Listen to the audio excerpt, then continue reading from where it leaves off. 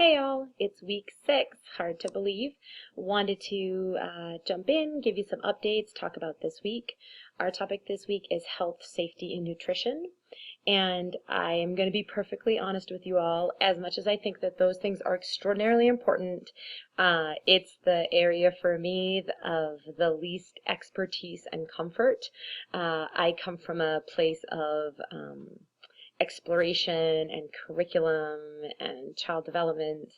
And I, like many of my students, find that sometimes health, safety, and nutrition can be a little bit tricky in terms of matching up with all the big dreams we have for young children and all the regulatory capacities. That being said, health, safety, and nutrition are super important in early childhood. We need consistency around the expectations of how children are kept safe, so that we can make sure that these environments that children are in are the best possible.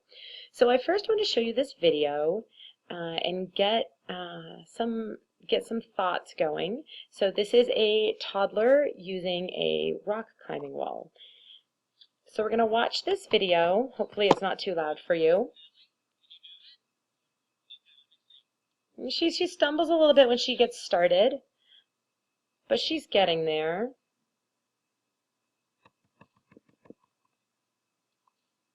See that persistence, how she uses different parts of her body to climb that wall, and she's really thinking about her moves.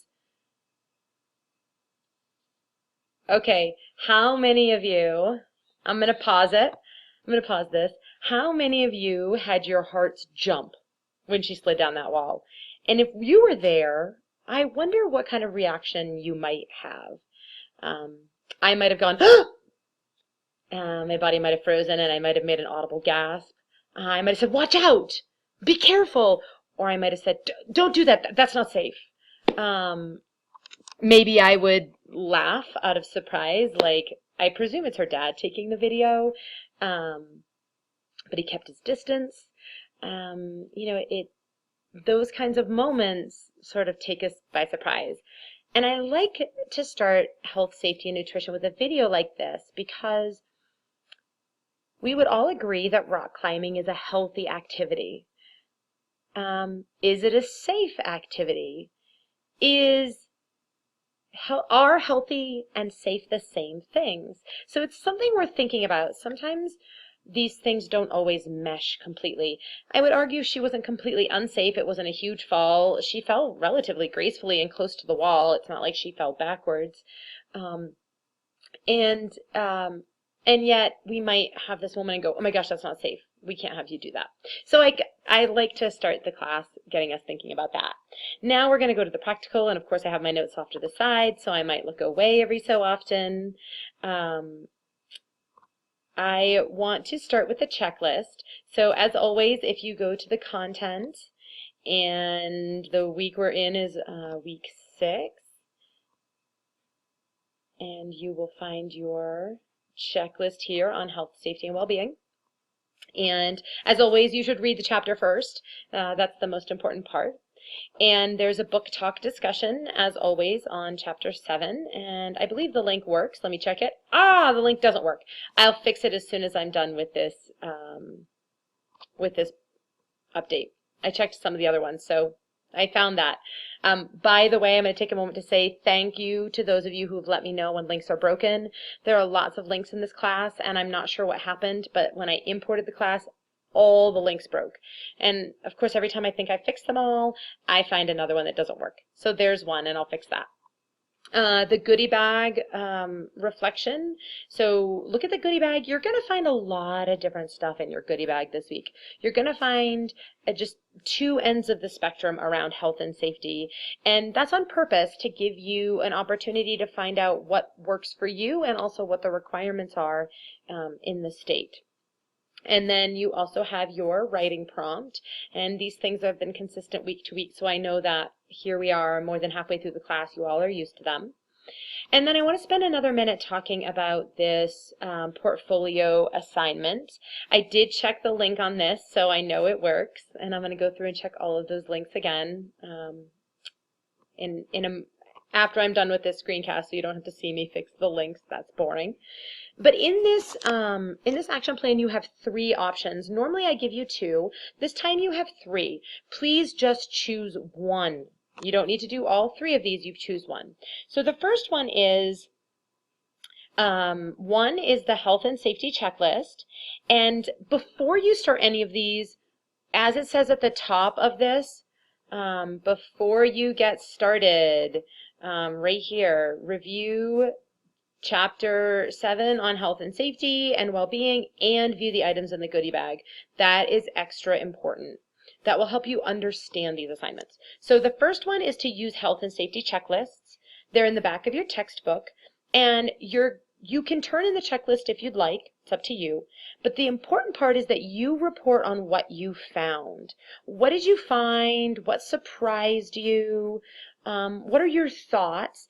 And if this is your classroom that you reviewed it on, well, any classroom you review it on, list 3 action steps that can be taken based on the results. Hopefully it's your classroom and there are things that you can implement, but if it's not your classroom, pretend it is. What are the 3 things you would do differently?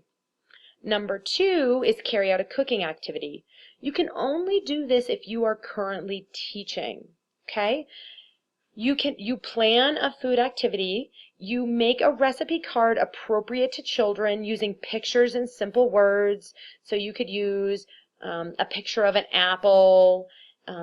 Maybe you're making applesauce. You could use a picture of an apple. You could show a picture of an apple core and how you're going to use that to slice the apple into all the pieces. You could have a measuring cup and a picture of sugar and or the word, and all of those ingredients, and then what the simple steps would be. Maybe step 1 is cut the apple, and step 2 is put it into a pot to cook, and step 3 is stir, etc. So you're going to create that and you're going to upload that. You're also going to do this activity with children, and you are going to pay attention to their engagement and what they seem to be learning. I want you to describe what you learned about the children in this activity in your reflection. If there are things that you would do different next time, I'd love you to talk about that.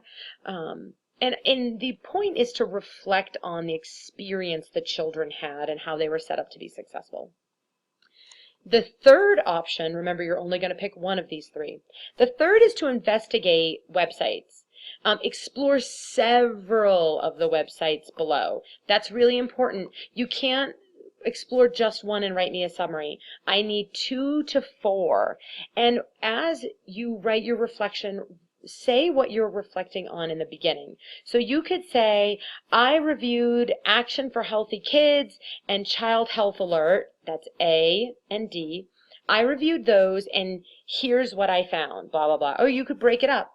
Action for Healthy Kids, and then all the things below that, and then Kids Health, and all the things below that. I don't want a summary of what's on that web page. I want what you found useful and how will you use it as a teacher now or in the future. This is a reflection, what you've learned and how it's changed you, not just a report of what you saw. I don't need a bibliography at the end. I just need you to reference at the beginning so that I know what you're talking about, because otherwise I'm going to look at it and say, that's great that you learned about the obesity statistics for kids, and it makes you think about the children in your class that might be obese.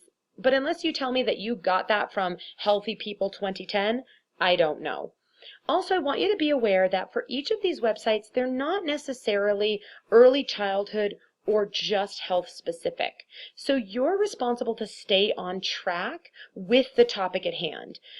We're looking at health and safety for young children. So as you click around on, for example, letter I, My Plate, as you click around, you might end up in a place that's not about health and nutrition, because this is a government website and they have information on lots of things. So if you find yourself off into a place that's not about health and nutrition and or safety, come back to the topic at hand, young children and or health, safety, and nutrition, to do this.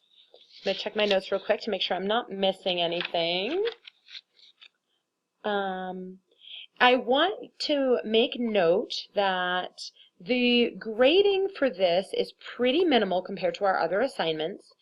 The most important piece is your reflection. On all three of these, that's completely the same. What I'm looking for is you showing that you learned things about health, safety, and nutrition, and you reflect on how you will use that in your practice. If you simply give me a checklist, or you simply give me the recipe you did with children, or you just give me the names of the websites and what you saw, and you don't tell me about what you've learned or how it changes you in your practice, then you won't get the highest marks. So I want you to know that so you can really be prepared and turn in a really great assignment. Again, keep reaching out with questions, comments, feedback, anything you need. I will be traveling June 30th through July 6th, but every day in my plans I have a few hours to be answering emails, looking at your discussion topics, looking at how you're doing with your assignments, so I will still be around and engaged. Have a great week. I hope you're enjoying your summer, and I look forward to seeing all the great things that you bring forth in this week in health, safety, and nutrition.